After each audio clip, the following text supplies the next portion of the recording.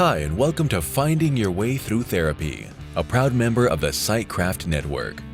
The goal of this podcast is to demystify therapy, what can happen in therapy, and the wide array of conversations you can have in and about therapy. Through personal experiences, guests will talk about therapy, their experiences with it, and how psychology and therapy are present in many places in their lives, with lots of authenticity and a touch of humor. Here is your host, Steve Bisson. You're a maudit bel accent. Lui, he has a great accent for saying my last name. Hi, and welcome to episode 177 of Finding Your Way Through Therapy. Happy you're here. If you haven't listened to episode 176, go back and listen. Stephanie Simpson. I don't know. I've always enjoyed talking to her. We talked about coaching. We talked about education. We talked about our own limits and our own self-limiting thoughts. So it was a great interview. So please go back and listen. But episode 177 will be with someone who also was contact me via email and is someone who was unfortunately in the troubled teen industry, or TTI sometimes as it's known. Her name is Meg Appelgate. She has a great book out. I think I got about halfway through, just being truthful, right? But her book is really good. Surviving and Fighting the Troubled Teen Industry, Becoming Unsilenced is the title of the book. So go listen to that. I'm going to list it in the show notes. But Meg is a co-founder of Unsilenced, a nonprofit dedicated to ending the institutional child abuse of troubled teen industry. She's a survivor of 2 programs, and she details her harrowing experience and the urgent need to reform. With a background in psychology and extensive nonprofit management, Meg is committed to ending abuse in the troubled teen industry. And I know she's going to talk about that and securing justice for survivors. So very interesting stuff, kind of new stuff for my podcast. So I hope you enjoyed the interview. Here it is.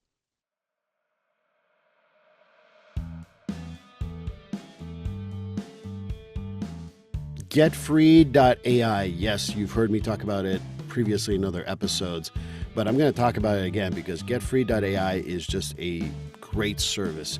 Imagine being able to pay attention to your clients all the time instead of writing notes and making sure that the note's going to sound good and how are you going to write that note and things like that.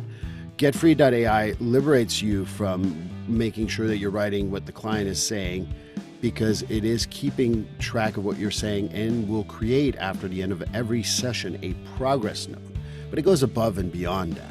Not only does it create a progress note, it also gives you suggestions for goals, gives you even a mental status if you've asked questions around that, as well as being able to write a letter for your client to know what you talked about. So that's the great thing. It saves me time, it saves me a lot of aggravation, and it just speeds up the progress note process so well. And for $99 a month, I know that that's nothing. That's worth my time. That's worth my money. You know, the best part of it too is that if you want to go and put in the code Steve50 when you get the service, at the checkout code is Steve50, you get $50 off your first month. And if you get a whole year, you save a whole 10% for the whole year. So again, Steve50 at checkout for getfree.ai will give you $50 off for the first month, and like I said, get a full year, get 10% off, get freed from writing notes, get freed from always scribbling while you're talking to a client, and just paying attention to your client so they win out, you win out, everybody wins. And I think that this is the greatest thing. And if you're up to a point where you got to change the treatment plan, well, the goals are generated for you. So getfree.ai, code Steve50 to save $50 on your first month. Well, hi everyone, and welcome to episode 177. I get contacted regularly for guests to come on to my podcast, and I always take about a day or two to respond, and sometimes it's not a good fit, sometimes it is. I think I read the one sheet, as they call it, for Meg, and I think I responded within 5 minutes because I want to hear Meg Appelgate's story myself. Meg Appelgate is a CEO of, what's the name of the company? Unsilenced. Unsilenced. When you write terribly, you can't read your own writing. So that's great. Right. But Meg, welcome to Finding Your Way Through Therapy. Thank you. I'm glad to be here. Well, I sometimes people think it's all, you say these things just because you say them because you do a podcast or whatever. Truly, it took me 5 minutes, Meg. Like I'm like, please, I want to meet Meg. So Oh, I that's know. so sweet. So I was really excited, and I get to read, as my audience knows, and as I told you before the interview, I read about half the book. I didn't finish the book. I never lie to anyone. I try to be as honest as I Good. possibly can in life, and I highly recommend it for the record. I want everyone to read it because we need to address this issue of the troubled teen industry and how it's treated. But it's not my story to tell at all. And I would love for you, Meg, to kind of introduce yourself to my audience. Yeah, well, thank you. My name is Meg Appelgate. I'm the CEO of Unsilenced, and I'm also a survivor of institutional abuse. And I spent about 3.5 years in the troubled teen industry, spread out through two different programs. And I remember the Chrysalis program as one of them. Yes, yes. So first Intermountain Hospital in Boise, Idaho, and then I went to Chrysalis, which was in northern Montana, right next to the Canadian border. Those Canadians, be careful with them. Um, but I know it's going to sound silly and like, again, I highly recommend people will go check it out and go read the book. It's going to seem like a silly question, but the constant question in my podcast all the time is the same one: is have you ever been in counseling or in therapy? And of course, I kind of know the answer, but I'd like you to still answer it. Yeah, I can confidently say that I'm not sure I remember a year of my life starting around age 10 where I wasn't in some type of therapy or guise of therapy, I should also say, as since the troubled teen industry was really a guise, in my opinion. But yes, I have been not only in therapy and counseling, but pretty much every type of counseling and therapy that like exists today. So I've tried a lot of different things. Yeah, and when you said that, one of the questions that come to mind is everyone has their favorite modality. I'm trained in cognitive Hmm. behavioral therapy. I do eye movement desensitization and reprocessing. That doesn't mean they're my favorite all the time. Different people that need different things. That's just how I work. In your experience, what was the best modality for treatment for you? I think it differs really when you think about what you're trying to treat, right? I think that if I think about my panic disorder and what I've dealt with in my life and dissociation, I would say biofeedback has been really helpful. If I think about my triggers and my CPTSD, then EMDR has been really helpful. If I think about my autism and how I'm relating to the world and processing in that regard, then ACT therapy has been super helpful. So ACT it's stands kind of for ACT ACT stands stands for. for acceptance commitment therapy. And so it's great for people like me who are really rigid in morals and values because it's really based about doing the right thing based on your values and moral system, and then also just fully accepting who you are because and those thoughts that come along with being who you are. So I think one of the ways that I struggled in CBT as an autistic individual was that it's about rewriting your thoughts and kind of retraining your brain to think in a positive way. But the reality is that we all have negative thoughts, and that's okay. And we need to accept Right. them without judgment. And I think that was a big part of why I love that type of therapy. And I think that you're absolutely right. I don't treat everyone with CBT. I don't treat Right. everyone with EMDR. Right. Obviously, the reason why I talked about, sorry for being a pain about ACT, but we all know the acronyms, but I always Yeah. assume that my audience needs to know what they mean, Well, yeah, I you know? understand. And working with personality disorders, I thought dialectical behavioral therapy was amazing if you do it right, of course. I'm talking about the real model by Marsha Linehan. Yeah. And I'm actually trained and approved by Linehan's people. And I think that that's what is important. I always like that question to ask my guests because I'll tell you the other answer I love because it comes a little bit of what I've learned in my career. It's not about the modality, it's about the connection to your therapist. 100%. And to me, like I could be doing whatever type of therapy, but I don't feel a connection, it's going to suck. Yep. And if you're doing it in the wrong way and you're not respectful of your client, it's going to suck. I think Gabor Mate, I caught this actually this morning. He was talking about a study that when your two people are sitting in a room, therapists, friends, whatever, when they start connecting with their brain waves and their heart waves, Mm. healing tends to take place. Hmm. Not all the time, but it tends to take place. And that's why I tell people like a modality, whenever someone comes in and says, oh, I know you do this or whatever they choose. And I go, let's connect first and then we'll go from there. Right. And Well, and I think you bring up two really interesting things just even in this short amount of time so far. One is you brought up that not every modality can treat all different individuals. There is no one size fits all for therapy. And then the second thing that you brought up, which I thought was interesting, was that shoot, what you just said, my brain. The connection with the brain Right, and the having a connection with your therapist is paramount. Connection is key, right? And if you look at the troubled teen industry, there is no connection because you are oftentimes kidnapped in the middle of the night to go be a part of therapy for months or years. So there really is a mistrust in that relationship with your therapist. And then the second part, it is a one size fits all. They say, hand me your teenager and I'll quote fix them, right? right. And so it's trying to fix all these different things, everything from learning disorders all the way to eating disorders, and with one size fits all. Right. And you just mentioned the troubled teen industry and Right. the one size fits all, and we're gonna fix you. Boy, do I have things to say about that too. Yeah. Because when people ask me about like, can you fix me? And I'm like, I've seen over 10,000 people in my career. I have fixed zero. I am still screwed up. And I can't even fix myself, but I gave a lot of tricks to myself and other people for them to get better and feel better. But I've never Right. fixed a person.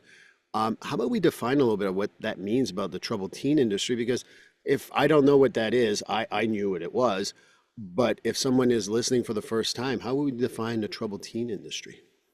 Yeah. So really, in my mind, the troubled teen industry is a network of powerful and punitive congregate care facilities or residential facilities that claim All in to, quotation. Go to my yes, YouTube. It's all correct. quotations here. Yes, exactly. That claim to fix youth. But in reality, it's all non-evidence based, and they're claiming to fix things like homosexuality or fix things like learning disorders or autism, you name it. So anything from behavioral issues, mental health issues, eating disorders, things like that, they claim to be a one size fits all for this. Unfortunately, the kids who are going into these facilities oftentimes leave calling themselves survivors, which obviously no therapy should cause someone to become a survivor. So If any of my clients ever say to me they survived my therapy, I would be like, I'm it's not a very good sign. sorry. I'm sorry. Whatever I Yeah. did, sue me, please. Yeah. I wouldn't want anyone to say that about me. Right. I think that I go back to my generation, and I'm a little older. And when I was a kid, there was like TV shows about scared straight, which is Oh yeah, for part, sure. that was Hmm. treatment. Again, Hmm. quotation marks, treatment. Yes. Yeah, exactly. Um, I know if you read the book, I don't want you to sell the whole book, but it was a powerful statement. I think it was in the first chapter when you talked about how you were brought to the facility. Can you Correct. describe what the troubled teen industry does to bring you to a facility? Yeah, so oftentimes they convince caregivers that it is imperative that the child be brought to the facility through measures that are called escort services. If you're a survivor, we call it gooning.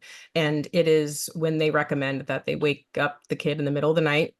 I was woken up at like 1 or 2 a.m. or something like that. And I was told that I was coming with them and that we can do this the easy way or the hard way. They then proceeded to have me undress in front of them. They watched me go to the bathroom, and then they threw me into the back of an SUV and brought me to the airport where I wasn't allowed to know where I was going. And they made sure I knew that if I misbehaved, I would be put in handcuffs. And the really, really sad part beyond, the obvious signs of being kidnapped is that these parents are thinking they're doing the right thing, and they're thinking they're listening to, again, quotations, professionals, right? And the sad reality is that it's a lot of deceptive marketing and fear mongering going on. It truly is. And, again, it's going to, believe me, I just reading half the book already, and I'm going to finish that book, I promise. I want you, whoever is listening right now and wants to know how terrible it is, read the first few chapters and how it goes Yeah. from, the troubled teen that Meg was. And I know you had some issues. I'm not saying that it was not easy. It was easy. But from those to parents who are desperate, who want that help and want to save their child, and they're sold on this BS, if you ask me. It's just scary to think what you went through during that time. And we talked a little bit about our responses to trauma because it's a traumatic event. Right. Well, I think that another thing that my book highlights is, and this is a sad reality for many survivors that I've talked to, is the gap in understanding of what a child or a teen could be going through in their own life, and what the parents see. A lot of times parents just see what they consider, again, quotes, misbehaviors or acting up or pushing back against authority. When in reality, if you read my book, you'll understand that a lot of times these kids are going through trauma, like absolute trauma. Their parents just don't know. And these behaviors that their parents are deeming as unacceptable and needing to be fixed are oftentimes just a result of that unaddressed trauma. And so it provides insight into what could possibly be going on in your kid's life when there are misbehaviors. Because I would venture to guess, and this is true for myself, and you'll read in the book, that a very large portion of survivors before being sent away had some kind of sexual or physical assaults going on. And so it's really important when you see these behaviors in teens to, instead of put a Band-Aid over it and be like, let's fix the behavior, the end result, and figure out what's actually going on within that teen and how you can support them. Right. And, again, I encourage people to read the book because, when something may have occurred like that to you, you were punished because you weren't in school when it occurred. Exactly. Exactly. Which is Yep. the truly fucked up part.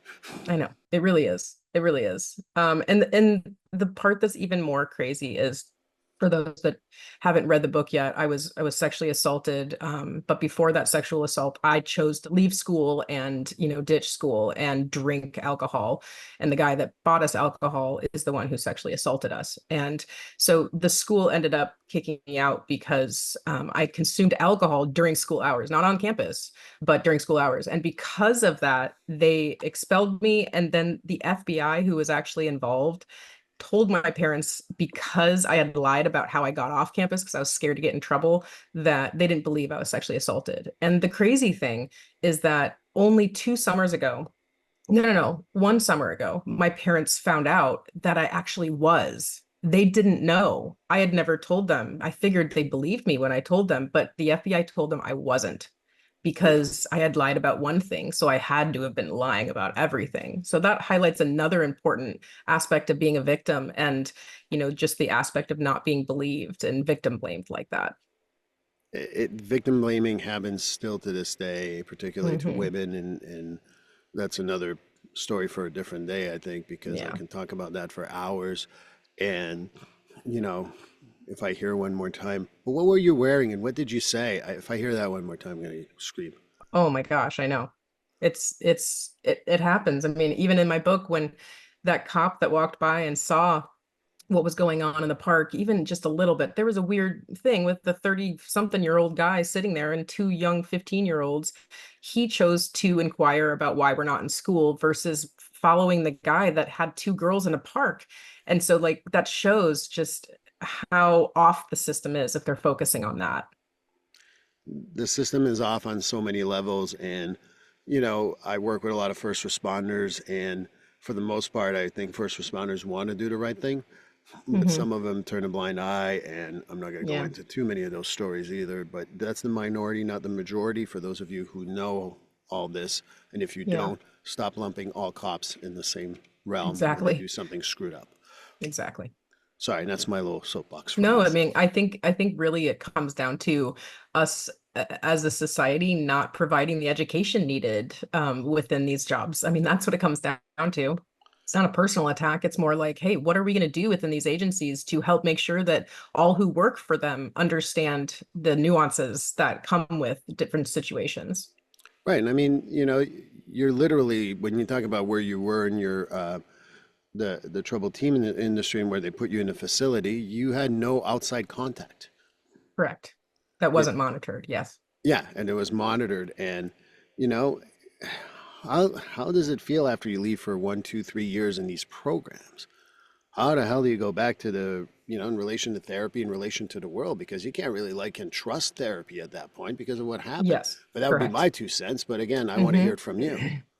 Well, so I actually consider myself lucky because I was so incredibly brainwashed. When we talk about things like Stockholm syndrome, I 100% had that, very protective of my abusers. And so I actually left Chrysalis, graduated it, and went straight to college. So there was no freedom to absolute freedom. And I'm thankful that I was brainwashed because I think I would have gone downhill a lot faster if I knew I had been abused at that point. But that protected me to be able to actually get a degree, and go into my career. But the end result of that was that a slow breaking down of my mental health and my body until I was finally realizing why that was happening, which is because I was holding back trauma and not addressing it, right? But I think that, my two abusers were my therapists. And so what that does is it taints that entire relationship or future relationship that you think is going to happen, right? So in the future, after leaving Chrysalis, if I'm struggling, I think about going to a therapist and I'm like, oh, you get that kind of like feeling like, what if they confront me like, my therapist did? What if they trigger that part? And that's on top of the fact that for a survivor of institutional abuse to find a therapist that understands what that is and knows what the troubled teen industry is and can understand that the nuances involved with that, like how we're going to be sensitive to certain things, how we're going to be triggered by certain things, is extremely difficult.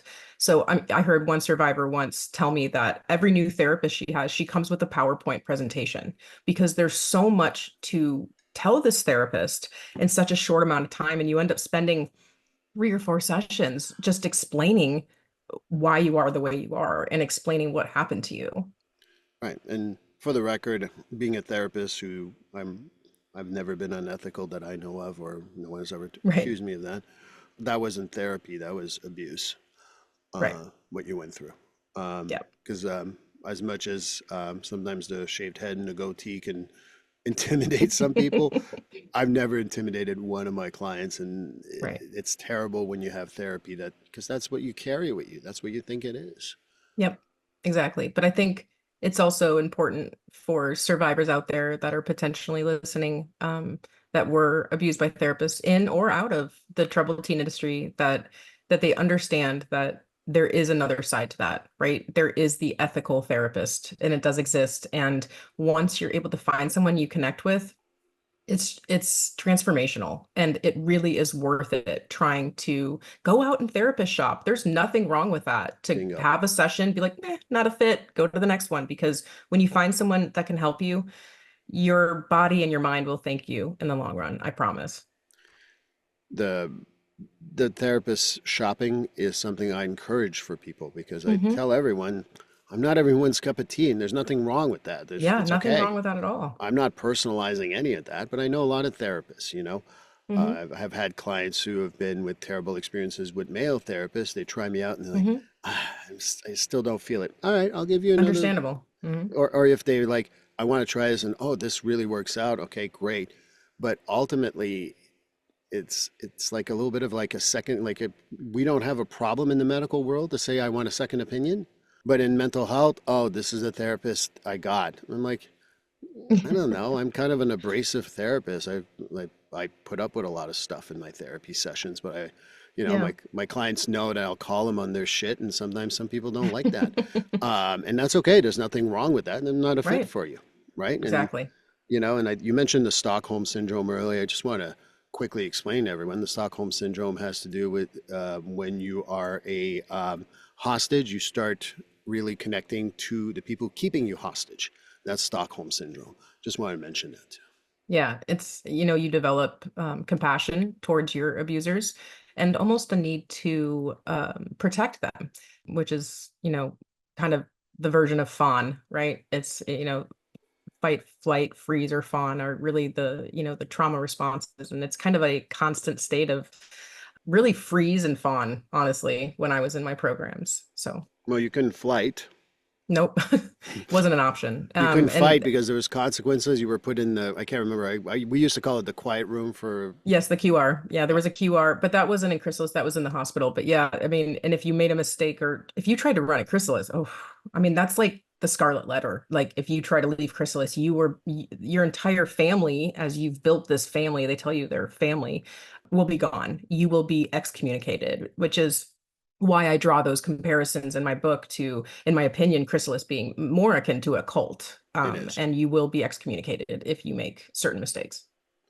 And that's why I think the fawn response, it's still not quite like recognized in the trauma field. But to Correct. me, fawn is something that people do to protect themselves. And I was Hmm. doing a training not too long ago with a bunch of police officers. And when I explained the fawn response, a lot of them looked like, oh, Yeah. like it almost kind of like I could see the light bulb go off, like, oh, that, like, I've seen Yeah, that. I'm sure they see it a lot. And And one go ahead. way I put it in my book is because it's hard to kind of explain the fawn response. And one thing I found really connects with people is explaining it this way. If there is a poisonous snake that bites you, the normal response would be, okay, I gotta go get some medical attention. I gotta make sure to get some anti-venom, and you're gonna take care of yourself, right? And you're gonna protect yourself from that snake. The fawn response, or the trauma bond, if you will, would be more so trying to find that snake to convince it that you didn't deserve that bite. And you're going to argue with it because you think you're better than that bite. And, like trying to explain that you're actually a good person and you don't deserve a bite, right? So instead of self-care, you're in protection of yourself. You're going to go try to make it up to them, make sure that your relationship is still okay. That's fawn, right? That's the way I like to think about it. And literally the poison is still going through your veins. Correct. You are dying because of the poison, but you're more, it's the people pleaser, right? It's kind of that same thing. And people pleasing happens a lot, in people intimidation situations and all that, because that's how you survive those type of Hmm. things. Yep, I know we were it's talking right true. before pre-interview about, domestic violence, and it really Yeah. is akin to domestic violence in many Hmm. ways. Oh, it's extremely so the trauma bond, I mean, that snake scenario is on repeat within a domestic violence situation, and which I have been a part of twice before I found my current husband. And it's incredibly common, And getting out of it is extremely difficult because very difficult. I, I Hmm. I've had this conversation with one of my one of my clients. I'm not going to share the whole story. And they say, well, you do fawn to survive for so long. You think that that's how you survive in life. Correct. And it's Hmm. it's hard to convince you otherwise because it's true. It kept you alive. So, Hmm. when something works for human beings, they repeat it. Correct. And in the case of domestic violence, if they fawn and freeze and nothing happens, sometimes they fight. And during that fight, the abuser then darvos it right back to them and they become the abuser, and then they're held accountable for the reactive abuse, right? And so it's a lose-lose situation for everyone. Right. And, you know, I know it's a very common theme now in social media, but it's literally gaslighting too. Oh yeah. I mean, it's intense. It's intense how a abuse victim within that kind of scenario actually thinks that they're the problem.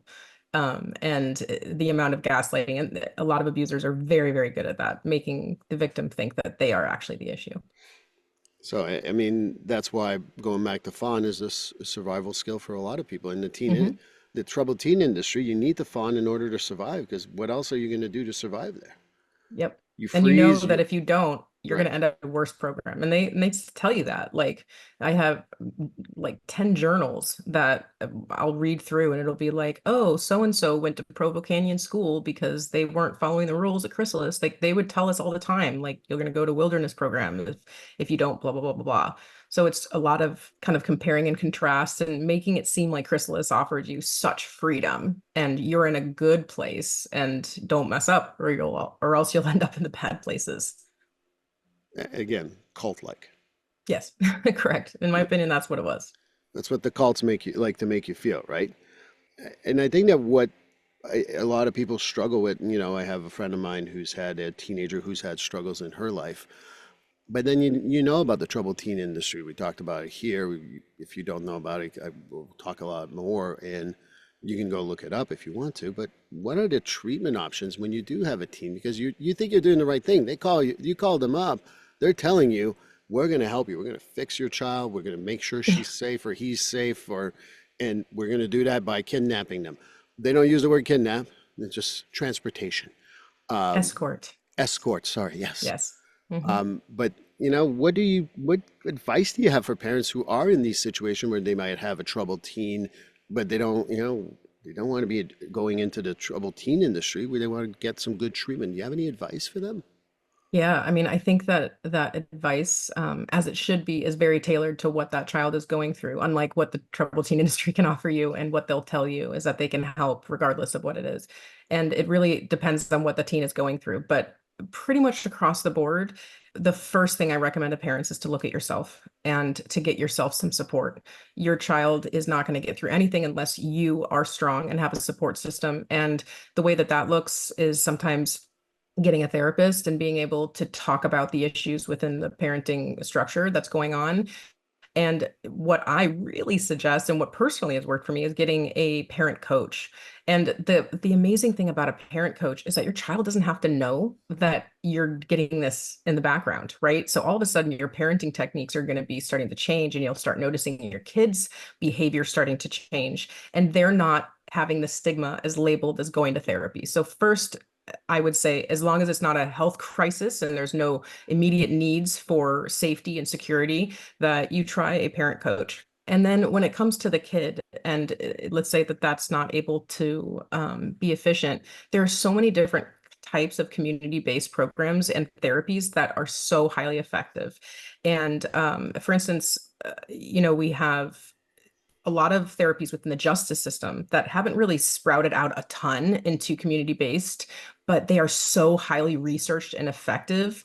And like family systems therapy, it's extremely effective and Oh, it's yeah, research that's it. backed and it's underutilized. And then also, a lot of kids are lacking peer support. Like, let's say they're bullied or they don't fit in, or perhaps they're in foster care and don't have a parent or someone to look up to, an adult that they can model after, right? In those kind of cases, going to nonprofit organizations like Big Brothers Big Sisters, who we're partnered with, being able to offer them peer support and have that one adult growing up that is helping them through the hard stuff, right? That can make the world of a difference.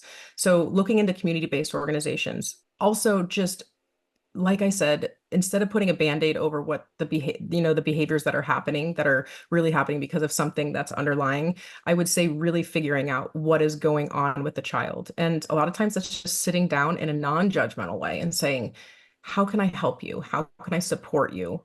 Um, this is going to be controversial that I say this, but I truly believe it, that because we have kids, they start off as toddlers, and our entire world is making sure that they don't die and they don't make bad decisions and they don't go up the stairs because they could fall. And we protect, protect, protect.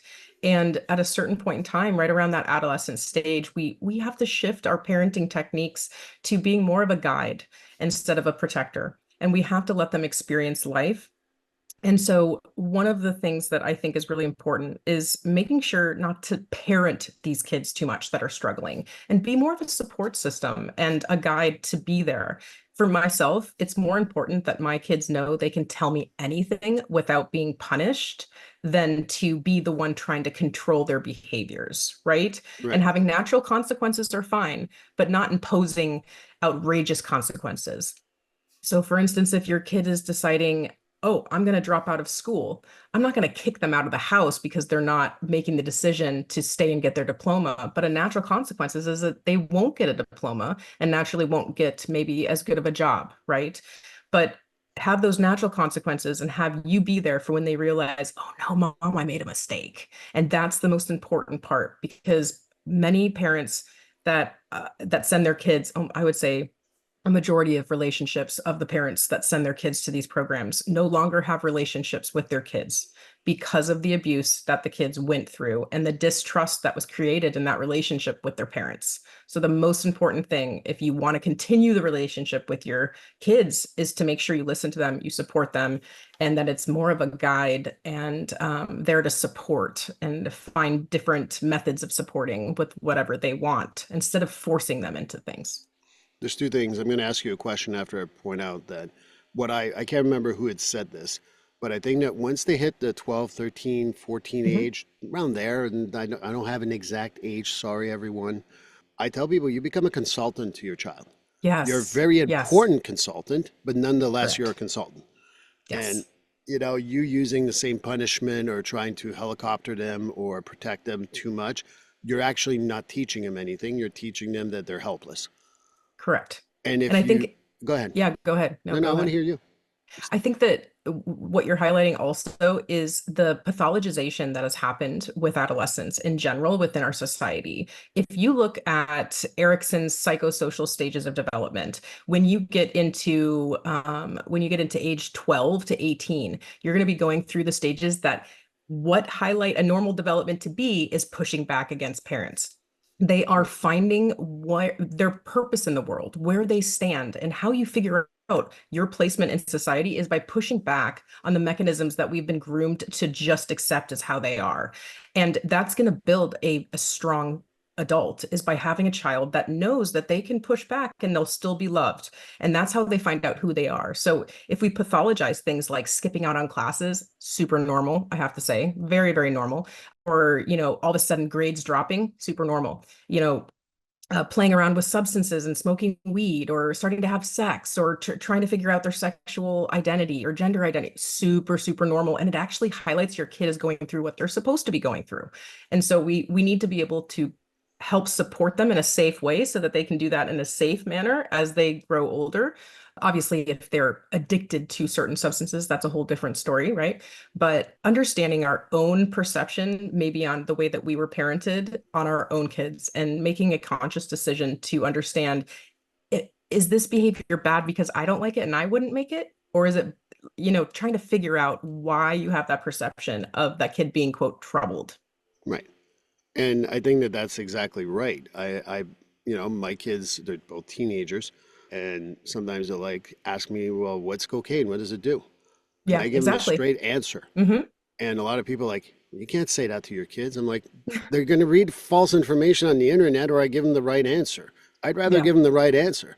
right. And I have those conversations with my kids. If you drink, smoke, do whatever, you're feeling Hmm. like you're lacking judgment, call me. I'll go and Call get me. you. Yep. No questions that night. I'm not saying the next day I might not have a few Hmm. questions, but that Yep. night, when picking you up, we're going home.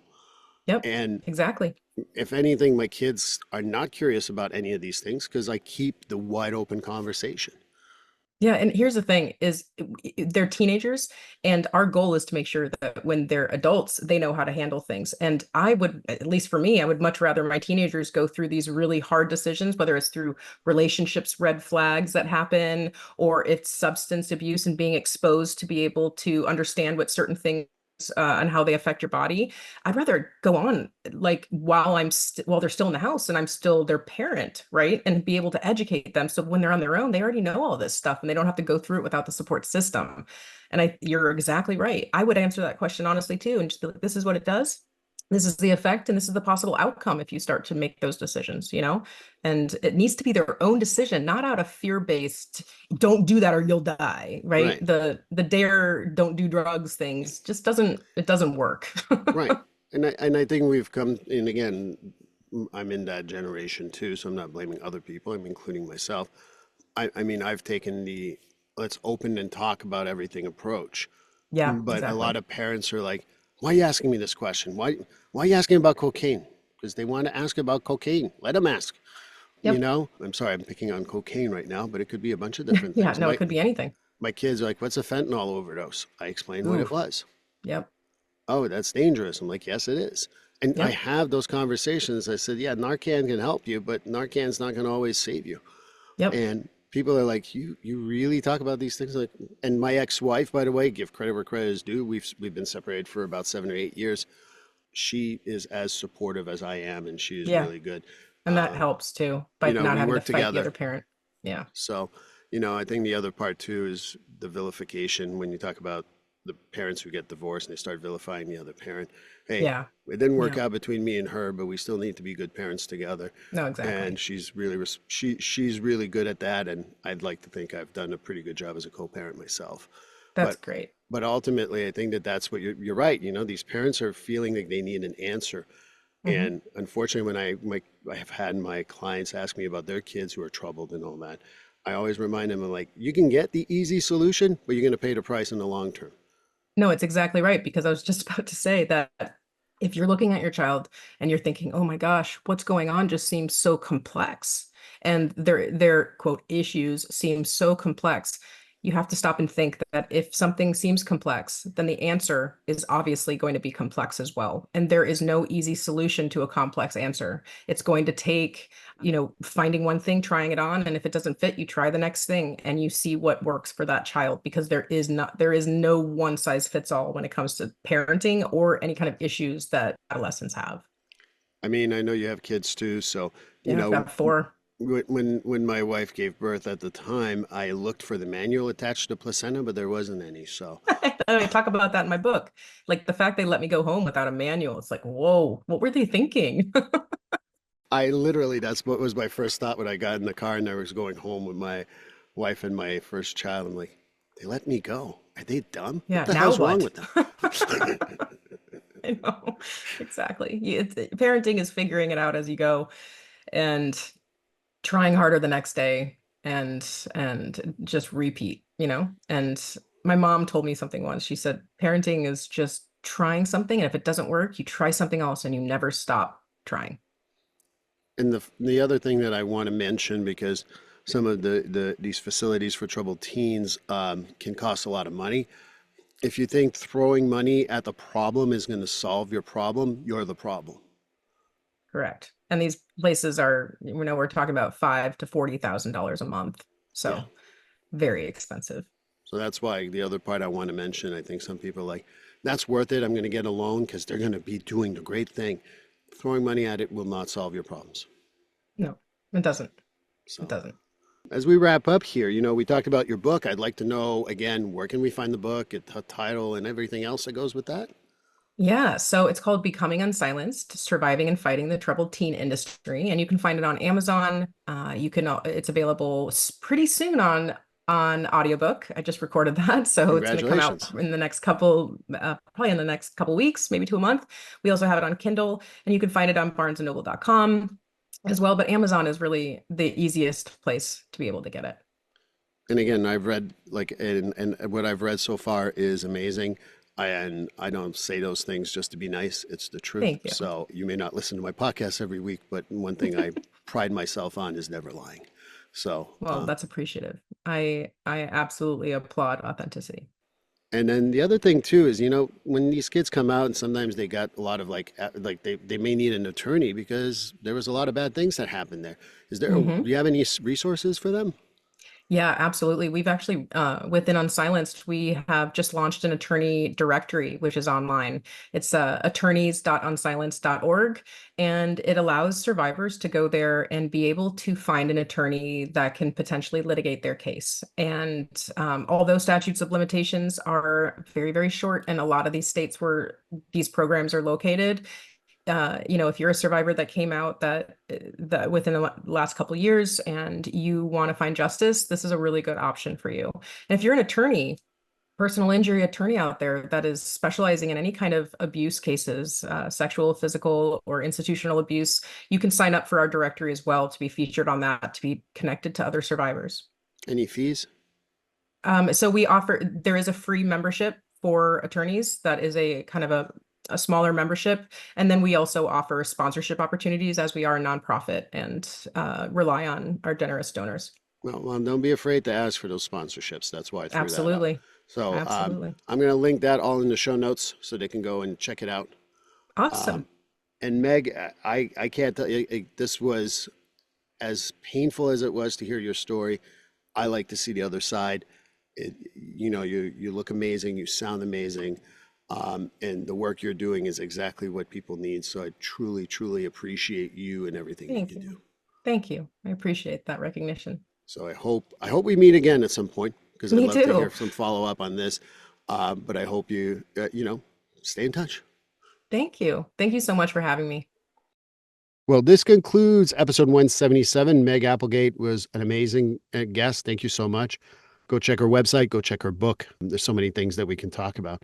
My next episode, 178, I actually haven't figured out what thing I want to talk about.